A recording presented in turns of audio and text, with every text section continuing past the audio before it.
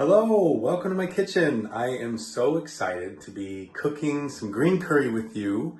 But before we get started, I wanted to do a little bit of a station prep video so that you have all the equipment you're gonna need for tomorrow's cooking. All right, so here we go. First up, I sent all the ingredients over by weight, so you're probably gonna wanna grab a scale and lots of prep bowls. I'll be cutting everything live for the most part, but good to have those set up.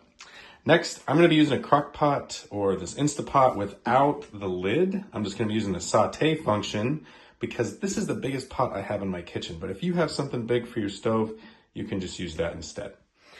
All right, next up is our mortar and pestle. If you have one of these nice stone kind, that's gonna be great for today.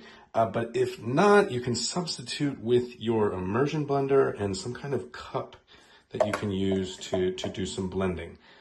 Either one of these will work. You don't need both. Then we are going to be making rice at the very beginning. This is my favorite brand of rice, but it's, I think, Spanish. Any kind of rice will do, but I didn't put it in the ingredients list. We're probably going to be using about a half of a cup, but if you want to make more, you're more than welcome. A couple things about these ingredients. First of all, the bamboo shoots. If you can't find bamboo shoots, no big deal. You can substitute zucchini. You just cut it into the same kind of strip formats. Fish sauce.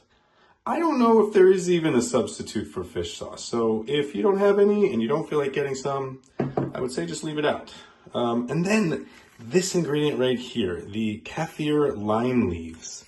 These bad boys have been in my fridge now for almost a year. So this is one of those ingredients I highly recommend you go the extra mile to get.